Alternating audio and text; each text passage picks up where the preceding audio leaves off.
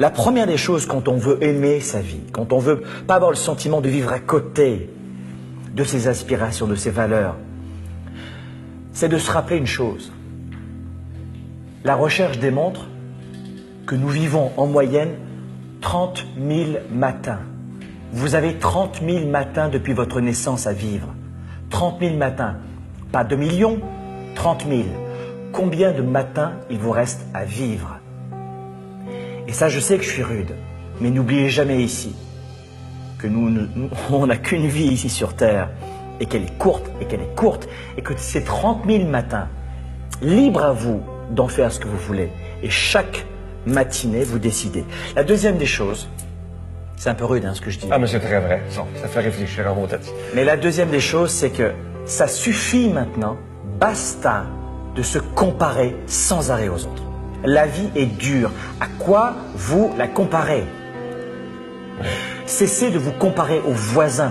Le voisin, l'herbe est plus verte chez le voisin. Mais ça n'a rien à voir. L'herbe est différente. Cessez de vous comparer aux autres en permanence. Ça, c'est la clé numéro 2. Clé numéro 3, s'il vous plaît, écoutez ce que je vais vous dire. Prenez plus de décisions. Mais de vraies décisions. 80% des actions, des états que nous vivons chaque jour sont en fonction de décisions d'une tierce personne. Ça veut dire, vrai ou faux? Oui.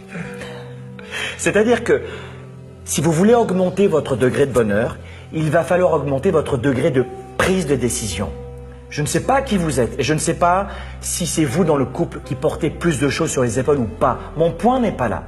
C'est que si vous décidez plus régulièrement, même de petites décisions, je veux manger dans ce restaurant, je veux décider ce que je vais faire cet après-midi, je veux décider ce que je vais penser, ce que je vais croire, ce que je vais voir, qui je vais être dans 5 ans, pas qui je voudrais être, mais qui je vais être dans 5 ans. Et je sais que je vais prendre des décisions pour devenir l'homme et la femme que je veux devenir dans 5 ans. Prenez plus de décisions. Peu de gens font ça. Peu de gens font ça. Il y a une autre astuce, tu vas l'aimer celle-là, tu vas l'adorer. Ça tu le fais, je te connais, tu le fais.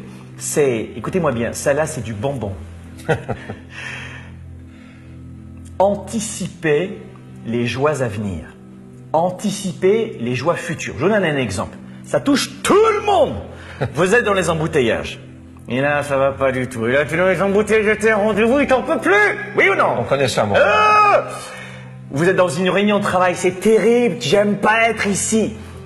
Anticipez les joies, la joie future de vous dire, dans 2 heures, je serai à la maison, avec mes enfants, avec mon conjoint, ma conjointe.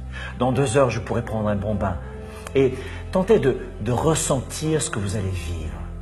Tentez d'apprécier, de respirer comme vous respiriez à ce moment-là, face à vos enfants, vos partenaires, les gens que vous aimez. Anticipez les joies à venir dans un moment de galère, de trouble et de tension. Ça, c'est du bonbon.